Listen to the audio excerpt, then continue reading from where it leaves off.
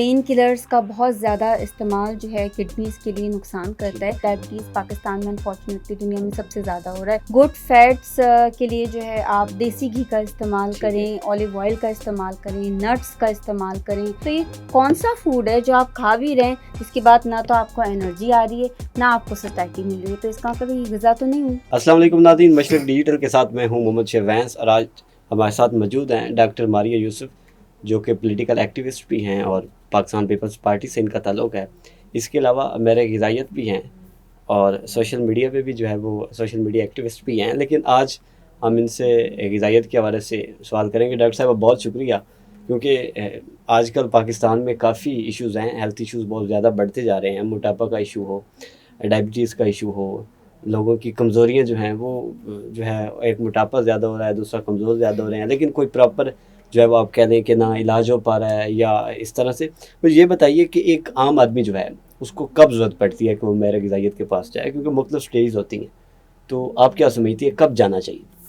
सबसे पहले तो थैंक यू सो मच, आपने मुझे प्रोग्राम में इनवाइट किया और ये बहुत ही इम्पोर्टेंट और अच्छा सवाल है कि लोगों को कब जो है वो क्लिनिकल न्यूट्रिशनिस्ट के पास जाना चाहिए। हमारे यहाँ यूजुअली ट्रेंड ये है कि जब मोटापा हो जाता है, ख़ास करके फीमेल्स में, जब उनका कोई वेडिंग सीज़न आता है या उनको अपना एक टारगेट अचीव करना होता है कि वेट लॉस करना है, तब वो क्लिनिकल न्यूट्रिशनिस्ट के पास जाती हैं। या फिर पीसीओडी का शिकार हैं तो जाते हैं। फिर इसके अलावा ये कि मेटाबॉलिक डिजीज़ेज़ जो हमारी डायबिटीज़ है और फैटी लिवर वगैरह है, तो उसके ट्रीटमेंट के लिए भी लोग क्लिनिकल न्यूट्रिशनिस्ट के पास जाते हैं।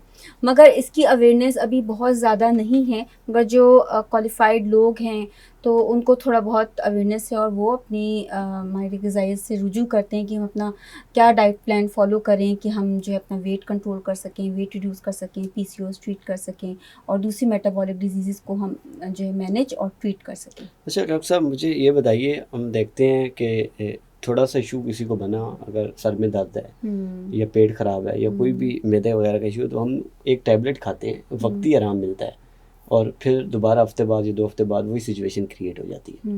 इसका कितना नुकसान होता है? देखिए, सेल्फ मेडिकेशन और जो है ये कभी भी इसको प्रायोरिटी नहीं देनी चाहिए और पेन किलर्स का बहुत ज़्यादा इस्तेमाल जो है किडनीज़ के लिए नुकसान करता है। ये हेडेक होना या कहीं पर भी पेन होना वो एक सिम्टम का अपेयर होना होता है, उसका कोई ना कोई ग्रास रूट लेवल होता है, कोई वजह होती है जिसकी वजह से पेन हो रहा होता है। तो उस को ट्रीट करने के लिए आपने ग्रास रूट लेवल पर जाने की ज़रूरत है। बिल्कुल, ग्रास रूट लेवल पे आप उसको आइडेंटिफाई करें कि पेन क्यों हो रहा है, उसका क्या रीज़न है, तो आप उसको ट्रीट करें। ठीक है। अच्छा, मुतवाज़न ग़िज़ा क्या होती है? एक मतलब जो है हम देखते हैं कि जो है वो वेजिटेरियन भी पाकिस्तान में काफ़ी ख़त्म हो रहे हैं, ख़ासतौर पर हमारी नस्ल जो है और यंग जनरेशन जो है वो तो सब्ज़ी के करीब या दाल वगैरह करीब ही नहीं जाती। तो मुतवाज़न ग़िज़ा क्या-क्या चीज़ें जो हैं वो आप समझती हैं कि सेहत के लिए ज़रूरी है, पाकिस्तानी सोसाइटी को देखते हुए? देखिए, मुतवाज़न ग़िज़ा तो आपकी वो है जिसमें आपको प्रोटीन भी आप ले रहे हैं और आप फैट्स भी ले रहे हैं गुड सोर्स का, और आप जो है कार्बोहाइड्रेट लें, लेकिन कार्बोहाइड्रेट सिंपल शुगर्स जो है ना उसको तो आप कोशिश करें मैक्सिमम अवॉइड करें, क्योंकि डायबिटीज़ पाकिस्तान में अनफॉर्चुनेटली दुनिया में सबसे ज़्यादा हो रहा है। और कॉम्प्लेक्स कार्बोहाइड्रेट्स भी जो है ना वो कंट्रोल्ड पोर्शन में लें। कॉम्प्लेक्स कार्बोहाइड्रेट्स में रोटी और आपके जो राइस हैं, चावल वगैरह, ये कंट्रोल्ड पोर्शन में लें। सब्जियों का इस्तेमाल अच्छा रखें, सैलेड की फॉर्म में या सैलेड सूप में वेजिटेबल्स डाल के लें। इसके अलावा प्रोटीन जो है उसको प्रायोरिटाइज़ करें, प्रोटीन को प्रायोरिटी पे आप कंज्यूम करें, चाहे आप मीट सोर्स का प्रोटीन लें, रेड मीट लें, वाइट मीट लें, या आप लेंटिल्स यानी दालों का इस्तेमाल करें, दालों से भी आपको प्रोटीन मिलता है अच्छी क्वांटिटी में। तो इस तरह आप अपना प्रोटीन को प्रायोरिटाइज़ करें। गुड फैट्स के लिए जो है आप देसी घी का इस्तेमाल करें, ऑलिव ऑयल का इस्तेमाल करें, नट्स का इस्तेमाल करें। नट्स में जो है प्रोटीन्स भी मिलता है, फाइबर भी मिलता है और एंटीऑक्सीडेंट भी होते हैं। सो फ्रूट्स भी कंट्रोल पोर्शन में लें। तो ये एक जो है वो सेहतमंद ग़िज़ा का पूरा एक पैकेज है। तो इस तरह से आप अपनी लाइफ में हेल्दी डाइट को जो है अच्छा, वो आप पाकिस्तान में ग़िज़ाई कमी क्या देखते हैं? हम देखते हैं कि फ़ास्ट फूड का इस्तेमाल बढ़ता जा रहा है दिन ब दिन, और जी बिल्कुल, एक टाइम ही नहीं, 2-2 3-3 टाइम जो है वो फ़ास्ट फूड इस्तेमाल किया जा रहा है। तो ग़िज़ाइयत में कितनी कमी करता है? और एक आजकल की नस्ल जो है वो हम देख रहे हैं कि उस तरह से उनकी ग्रोथ भी नहीं है, तो फास्ट फूड का इस्तेमाल जो है इसको आप कैसे देखिए, देखते हैं? जो जंक फूड है ना ये सारा फास्ट फूड है। ठीक है। जंक फूड वो फूड होता है जिसमें न्यूट्रिशन नहीं होती ठीक है। या बहुत कम होती कम है। होती है। हाई कैलोरी फूड होता है और हाई कार्बोहाइड्रेट हाई शुगरेटेड फूड होता है, जिसमें आपकी कोला ड्रिंक्स, ठीक है। पैक जूसेस, बेकरी के प्रोडक्ट्स, केक्स हैं, पेस्ट्रीज हैं, ये बर्गर्स हैं, ये पिज़्ज़ा है, ये सारा आपका जंक फूड है। जो कार्बोहाइड्रेट रिच डाइट होती है ना, वो आपको कभी भी सैटिस्फैक्शन नहीं देती। सैटिस्फैक्शन मीन्स आपका एक फुलर इफेक्ट। आप उसको कंज्यूम करेंगे, उसके 1 घंटे बाद ना आपको फिर भूख लगेगी, वो फिर लेंगे फिर भूख लगेगी, कोल्ड ड्रिंक पी लेंगे फिर थोड़ी देर ठीक बाद है। फिर भूख लगेगी। तो ये कौन सा फूड है जो आप खा भी रहे हैं जिसके बाद ना तो आपको एनर्जी आ रही है ना आपको सैटिस्फैक्शन मिल रही है? तो इसका मतलब ये ग़िज़ा तो नहीं हुई। ग़िज़ा का तो मकसद जो है, न्यूट्रिशन क्या है? न्यूट्रिशन ये है कि जिसको खाने के बाद आपको एनर्जी भी आए, जिसको खाने के बाद आपको फुलर इफेक्ट भी आए, कि आपका पेट भी भर जाए। मगर ये जंक फूड ये दोनों ही करने से नाकिस है, ये नहीं रिक्वायरमेंट को फुलफ़िल करता। तो ये सारा ही जंक है, ये आपकी थॉट्स को भी जंक करता है, आपकी हेल्थ को भी ख़राब करता है।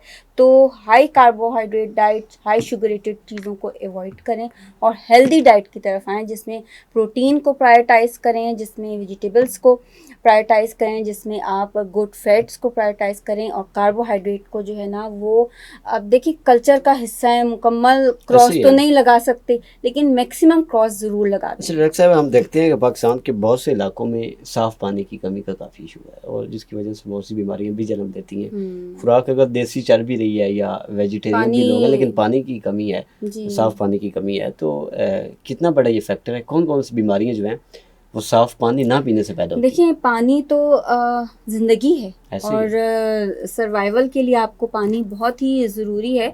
और ड्रिंकिंग वाटर को आप, अगर आपके पास रिवर्स ऑस्मोसिस का प्लांट नहीं है, अगर आपके पास फ़िल्टर्स नहीं हैं, ठीक है, आपके पास ब्रांड अवेलेबल नहीं है वाटर के, ड्रिंकिंग वाटर के, तो आप उसको बॉयल करके पिएं।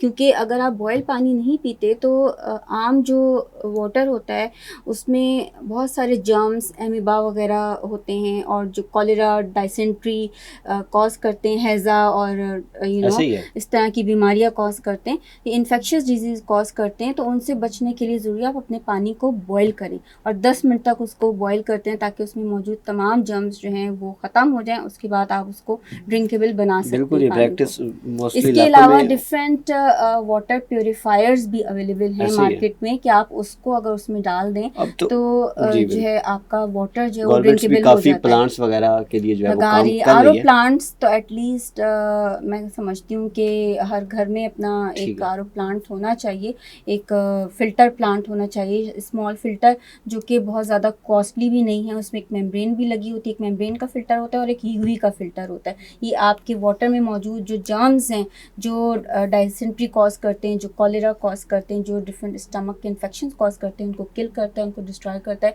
और आपके वाटर को ड्रिंकेबल बनाता है। तो पानी का साफ़ शफाफ होना ड्रिंकेबल वाटर को बहुत ज़्यादा ज़रूरी है। डॉक्टर साहब, ईटिंग जो पंक्चुअलिटी है, हम देखते हैं कि आजकल नस्ल जो है 12 बजे नाश्ता किया जा रहा है, फिर जो है वो आजकल तो काफ़ी ट्रेंड ये भी ख़त्म हो गया 3 टाइम खाने का, और रात को फिर लेट नाइट खाया जा रहा है। तो ये कितना मैटर करता है? नाश्ता लेट करना, खाने का कोई जो है वो डिसिप्लिन में ना आना, टाइम वगैरह जो है? देखिए, जो मेटाबॉलिक डिजीज़ेज़ हैं, जिनमें डायबिटीज़ है, ओबेसिटी है, फैटी लिवर है, कैंसर्स हैं, पीसीओडी है, इन डिजीज़ से अगर आपने बचना है, ये सारी लाइफस्टाइल डिजीज़ेज़ हैं, इनसे अगर आपने बचना है तो फॉलो करें 2 मैट का पैटर्न, कि 24 घंटे में से 2 मरतबा खाएं।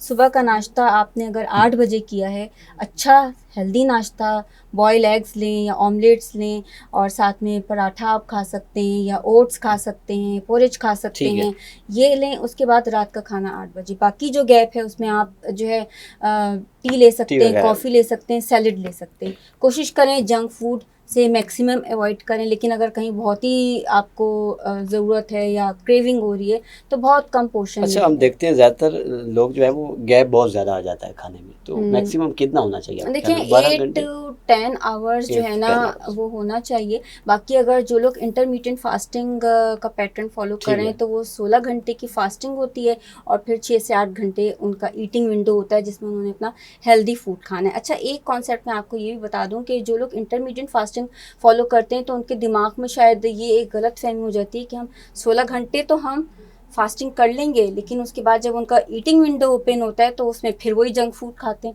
तो उनको के लिए मेरा मैसेज ठीक है है। कि प्लीज़ उसको अपनी 16 घंटे की एफर्ट को ज़ीरो ना करें, आप उसके बाद हेल्दी फूड खाएं तो वो इफ़ेक्टिव है। तो आपकी बॉडी पे हेल्दी उसका इम्पैक्ट आएगा, आपका जो है मेटाबॉलिज्म इम्प्रूव होगा, आपकी बॉडी में कीटोन बॉडीज़ बनेंगी जो शुगर की जगह जो है वो एज ए फ्यूल यूज़ होंगी एनर्जी की प्रोडक्शन के लिए, और आपकी बॉडी में ऑटोफैगी का मैकेनिज्म जो नेचुरली आपकी बॉडी से को डिटॉक्स करता है वो जो है प्रोसेस कंटिन्यू होगा। तो उसके बेनिफिट लेने तो आपने इंटरमीडिएट फास्टिंग के बाद हेल्दी खाना खाना ऐसे ही है, है। ये नहीं कि 16 घंटे फास्टिंग के बाद पिज़्ज़ा खा लिया और फिर साथ में कोल्ड ड्रिंक, तो वो ज़ीरो हो गया आपका। अच्छा डॉक्टर साहब, आखिर में हमें ये बताइए कि डायबिटीज़ जो है उसकी शरह काफ़ी बढ़ती जा रही जी है, बिल्कुल। और एक तो ये बताइए कि माहिर ग़िज़ाइयत जो है उनका क्या किरदार है। दूसरा ये है कि यहाँ पर हर बंदा जो है वो एक्सपर्ट बना हुआ है सेहत को लेकर, डाइट प्लान बता रहा है सोशल मीडिया पे। वैसे जो है हर घर में भी एक डॉक्टर होता है, तो क्या किरदार बनता है इसमें माहिर ग़िज़ाइयत का? देखिए जो न्यूट्रिशनिस्ट हैं और जो डाइटिशियन हैं वो आपको इम्पॉर्टेंटली आपको गाइड करते हैं, क्योंकि डायबिटीज़ जो है एक लाइफस्टाइल ऐसे ही। डिजीज़ है। ये आपके स्ट्रेस को मैनेज करने से भी कंट्रोल होता है, आपकी जो फिज़िकल एक्टिविटी आप करते हैं उससे भी कंट्रोल होता है, ठीक। मैनेज होता है, साथ में आपका डाइट का पैटर्न और उसके आवर्स ये भी काउंट करता है कि आप डाइट में क्या कंज्यूम कर रहे हैं और कितने टाइम के बाद कंज्यूम कर रहे हैं, ताकि आपकी बार बार जो इंसुलिन की स्पाइक्स हैं उसको कंट्रोल किया जा सकते हो और ओवरऑल फिर आपकी डायबिटीज़ को मैनेज किया जा सके। हेल्दी डाइट प्लान का बताना और हेल्दी डाइट प्लान की नो हाउ होना, इसकी इन्फॉर्मेशन होना, ये मैं समझती हूँ कि ये तो बहुत ही अच्छी बात है कि ज़्यादा से ज़्यादा लोगों में अवेयरनेस आए कि भाई वो हेल्दी डाइट प्लान की तरफ जाएं ताकि वो डायबिटीज़ का शिकार ना हो सकें, और उनको ये पता हो कि सिंपल शुगर कितना नुकसान करती है। हाई ग्लाइसेमिक इंडेक्स फूड जो हैं वो अवॉइड करें और लो ग्लाइसेमिक इंडेक्स फूड को जो है प्रायोरिटाइज़ करें, प्रोटीन को प्रायोरिटाइज़ करें, गुड फैट को प्रायोरिटाइज़ करें और कार्बोहाइड्रेट को जो है लिमिटेड करें, कट से कट करें। तो ये अवेयरनेस तो हर किसी को होनी चाहिए, मैं ऐसे ही। समझती हूँ बहुत अच्छी बात है ये तो। बहुत शुक्रिया डॉक्टर साहिबा, डॉक्टर मारिया यूसुफ साहिबा हमारे साथ मौजूद थी और बड़ा मुफस्सल और जामिया में बता रही थी कि डाइट क्या करनी चाहिए, लोगों में अवेयरनेस आनी चाहिए कि वो ख़ास तौर पर जो लोग एडिक्ट हो जाते हैं टैबलेट्स वगैरह से, उन चीज़ों से बचना चाहिए और डीपनेस फिजिकल एक्टिविटी भी बिल्कुल ज़रूर करें, बिल्कुल एक्सरसाइज और ये चीज़ों बिल्कुल, पे और अपनी प्रॉपर स्लीप जो 8 to 10 आवर्स की स्लीप है, एटलीस्ट 8 आवर की ठीक जो है ना है। डीप स्लीप ज़रूर लें, फिजिकल एक्टिविटी करें, हेल्थ एंड न्यूट्रिशन को फॉलो करें, तो इंशाल्लाह आप मेटाबॉलिक डिजीज़ को आराम से जो है ना आप रिवर्स कर सकते हैं। जी बहुत शुक्रिया, अगले प्रोग्राम तक इजाज़त दीजिए, अल्लाह हाफ़िज़।